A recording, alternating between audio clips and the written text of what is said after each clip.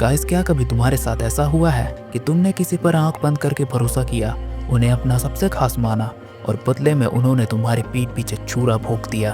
आज की स्टोरी ऐसे ही 4 लोगों की है जिनका इंसानियत से भरोसा पूरे तरीके से उठ चुका है। लेकिन क्या हो जब ये 4 लोग जो किसी पे ट्रस्ट नहीं करते एक साथ मिलकर एक टीम बनाए, तो क्या होगा? तो कहानी शुरू होती है हमारे मेन कैरेक्टर निक से। निक एक एक्सपीरियंस्ड एडवेंचरर है जो कि आर्ग्यू पार्टी का हिस्सा था। ये बंदा दिलदार था, पार्टी के नए मेंबर्स को ट्रेन करता था और फाइनेंसेस भी मैनेज करता था। बेसिकली ये ग्रुप का मम्मी पापा दोनों था। लेकिन भाई, अच्छाई का ज़माना ही कहाँ है। एक दिन पार्टी का लीडर आर्गस, जिससे निक अपने बाप जैसा मानता था, उस पर पैसे चोरी करने का झूठा इल्ज़ाम लगा देता है। निक ने कभी भी 1 रुपया तक नहीं चुराया था, उल्टा वो अपने पॉकेट से खर्चा करता था। पर आर्गस ने उसे टीम से लात मार के बाहर निकाल दिया। लेकिन रुको ज़रा, अभी तो निक का बुरा वक्त शुरू ही हुआ है। इसके बाद निक अपनी गर्लफ्रेंड क्लोडाइन के पास जाता है, उसे सब कुछ बताता है, ये सोचकर कि वो उसे सपोर्ट करेगी। पर उल्टा क्लोडाइन तो गोल्ड डिगर निकली।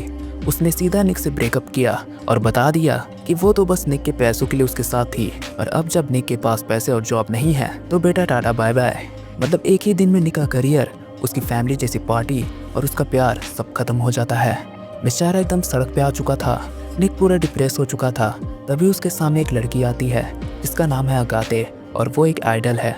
वो निक को इतना उदास देख उसे चीयर अप करती है और उसे एक पोस्टर देके कहती है आज रात उसका कॉन्सर्ट है, तो वो चाहती है कि निक उसका शो देखने ज़रूर आए। अब कॉन्सर्ट में अगाते का गाना सुनकर निक को पहली बार थोड़ा सुकून मिलता है और अपना हीरो बन जाता है सिम। अरे मेरा मतलब उसका फ़ैन बन जाता है।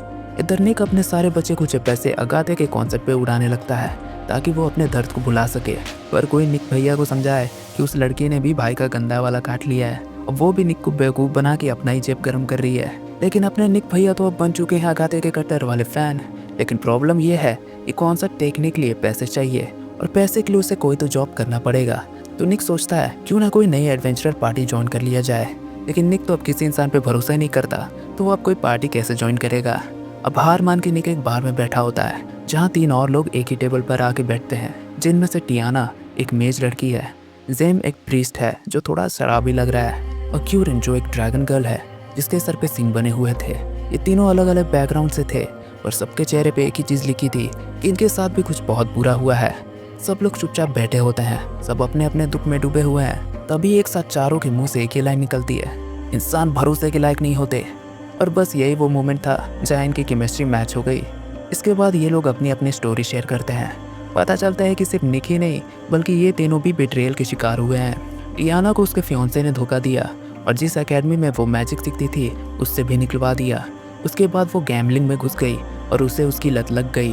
फिर जेम बताता है कि वो एक रिस्पेक्टेड हीलर था, पर एक लड़की ने उस पर झूठा केस करके उसकी इज्जत मिट्टी में मिला दी। जब वो जेल से बाहर आया तो उसे लगा प्रिंस बन के क्या ही उखाड़ लिया है, तो अब वो अपने ज़िंदगी के पूरे मज़े लेता है। और कुरैन जो कि उसके हीरो दोस्तों ने उसका आइटम चुरा लिया जो उसके लिए जान से भी प्यारी थी और उसे मरने के लिए अकेले छोड़ दिया। अपने को रियलाइज़ करता है कि हम चारों में एक चीज़ कॉमन है, हम चारों के साथ बिट्रेयल हुआ है और हम किसी पे ट्रस्ट नहीं करते, तो क्यों ना हम चारों मिलकर एक पार्टी बनाएं। और इस तरह जन्म होता है 4 एडवेंचरर्स की सबसे यूनिक पार्टी जिसका नाम होता है द सर्वाइवर्स।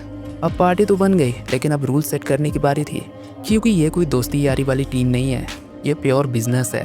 तो निक जो अब ऑफिशियली इनका लीडर बन गया है कुछ रूल्स बनाता है। पहला रूल ये है कि कोई किसी के हॉबीज़ में इंटरफेयर नहीं करेगा।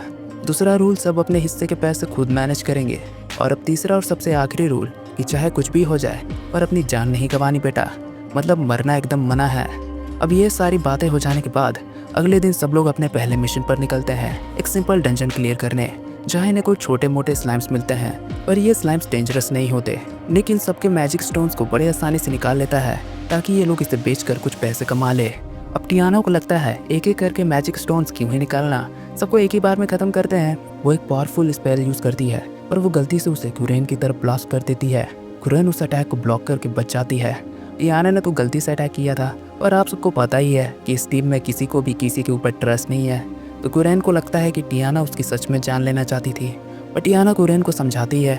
लेकिन कुरैन तो अब एकदम गुस्सा हो चुकी थी और इनका ये मनमुटाव पूरा डंजन में चलता है। अब आगे बढ़ते बढ़ते इनको वहाँ एक काफ़ी बड़ा स्लाइम मॉन्स्टर मिलता है, पर निक कुछ कहता उससे पहले टियाना उस स्लाइम की तरफ दौड़ पड़ती है और तुरंत एक मैजिक कास्ट करके उसकी धज्जियाँ उड़ा देती है।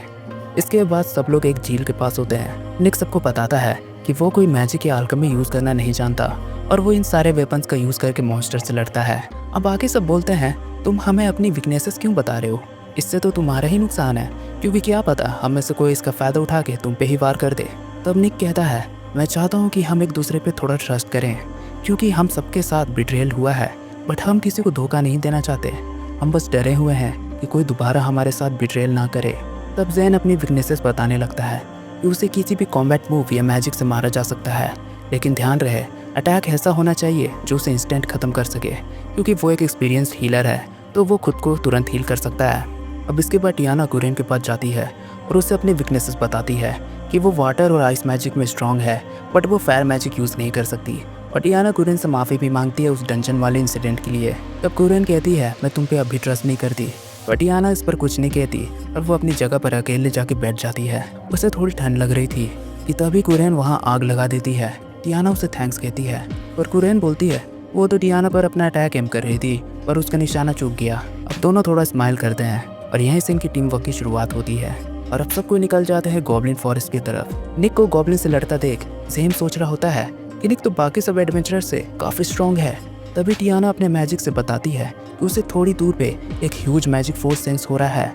तब ज़ेन निक से पूछता है, क्या हमें रिट्रीट करना चाहिए? तब निक कहता है, नहीं, क्योंकि हमें सर्वाइव करने के लिए पैसों की ज़रूरत है।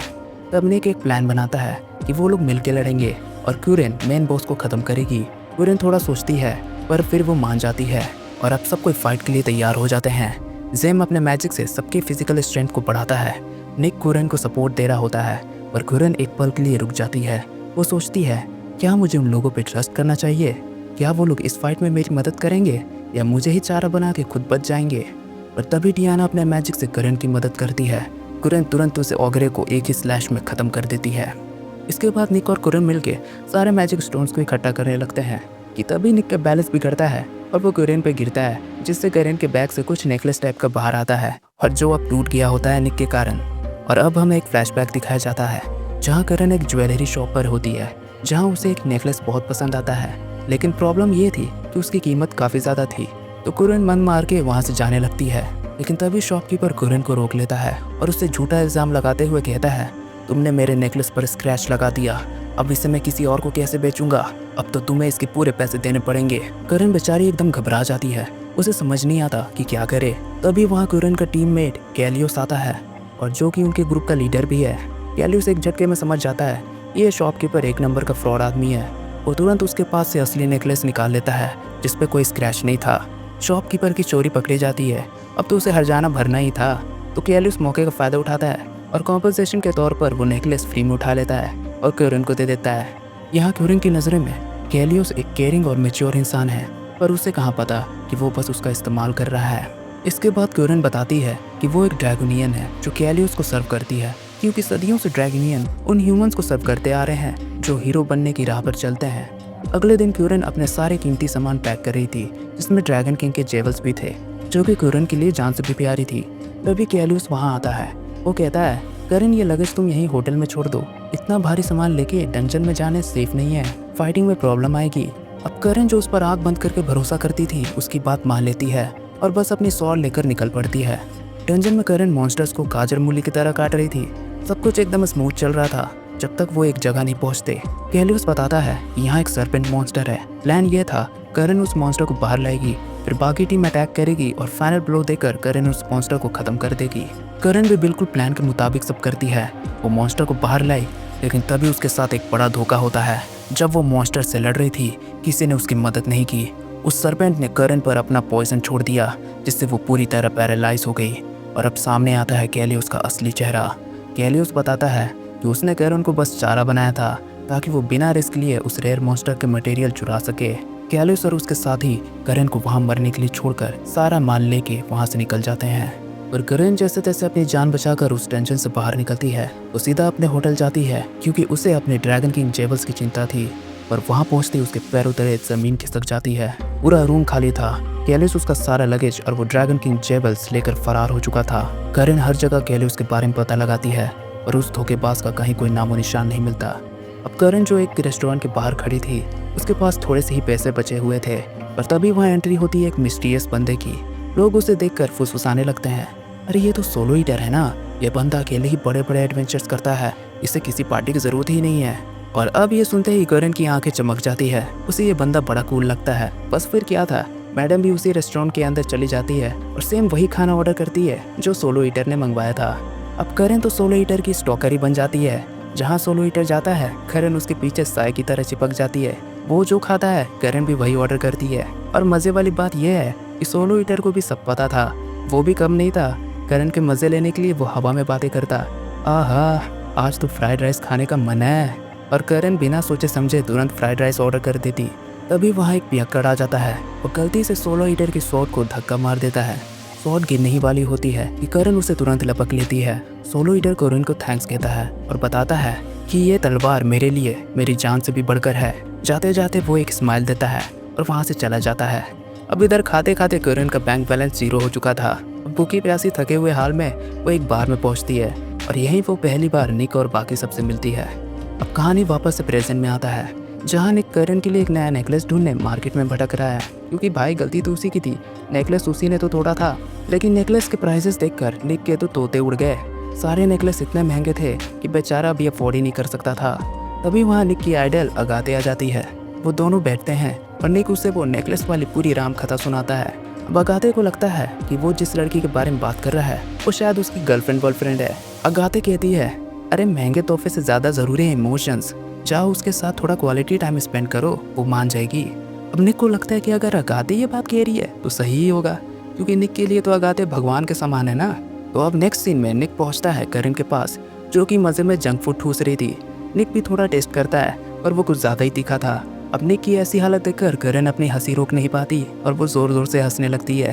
और निक ने पहली बार उसे ऐसे हंसते हुए देखा था और निक समझ जाता है यही असली करण जो एकदम चंचल मिजाज की है। अब बातें करते हुए करण ने फाइनली निक का बोझ हल्का कर दिया। वो कहती है, तुम्हें नया नेकलेस लेने का कोई ज़रूरत नहीं है। सच कहूँ तो उस पुराने नेकलेस के टूटने से मेरे सीने पर जो बोझ था वो अब हल्का हो गया है।